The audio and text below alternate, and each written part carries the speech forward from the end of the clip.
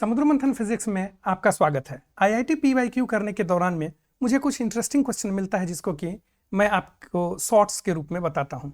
एक क्वेश्चन में बड़ा ही सीखने के लिए मुझे मिला कि एक बल्ब दिया हुआ है, ठीक है, और यहाँ पर टंगस्टन फिलामेंट है, वो जो पुराने ज़माने का आता था पीला वाला बल्ब। नए लोग हो सकता है कि बाद में जन्म लिए हो तो नहीं जानते होंगे।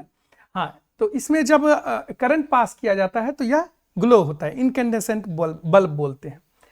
अब कुछ दिन के बाद यह बल्ब का फिलामेंट टूट जाता था, तो क्यों ये टूटता है उसका स्टोरी उसमें दिया हुआ है। इसी टंगस्टन फिलामेंट के वायर का थोड़ा सा पार्ट मैंने बना लिया। अब चूंकि फिलामेंट बहुत गर्म हो रहा है तो वह थोड़ा थोड़ा इवेपोरेट होता है। अब इवेपोरेशन का प्रोसेस जो है वो तो कंप्लीटली प्रोबेबिलिटी पर डिपेंड करता है।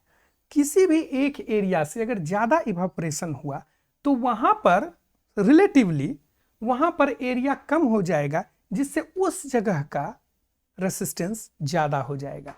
वोल्टेज आपने अप्लाई किया है, लेकिन इस फिलामेंट में यह एक सीरीज कनेक्शन इसको हम मान सकते हैं। एक कांस्टेंट करंट इसमें पास करेगा।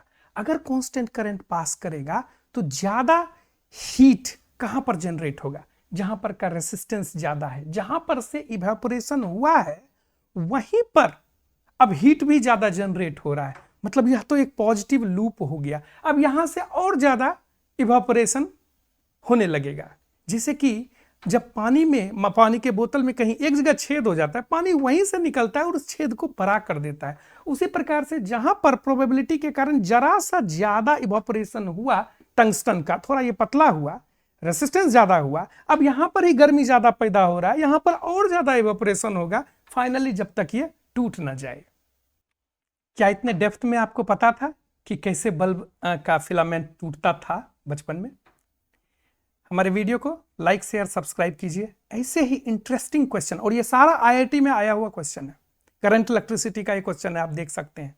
एक्सप्लेनेशन भी आधा अधूरा दिया हुआ है। तो लाइक शेयर सब्सक्राइब कीजिए और मिलिए अगले शॉर्ट्स में मेरे साथ। और मेरे लॉन्ग वीडियोस को भी देखिए, वहां पर भी मैं अच्छा एफर्ट लगाता हूँ।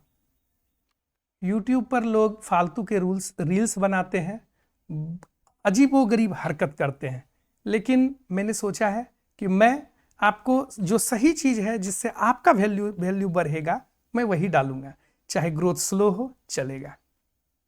लाइक शेयर सब्सक्राइब करना मत भूलिए, और कुछ अगर प्रॉब्लम हो कमेंट भी कीजिए।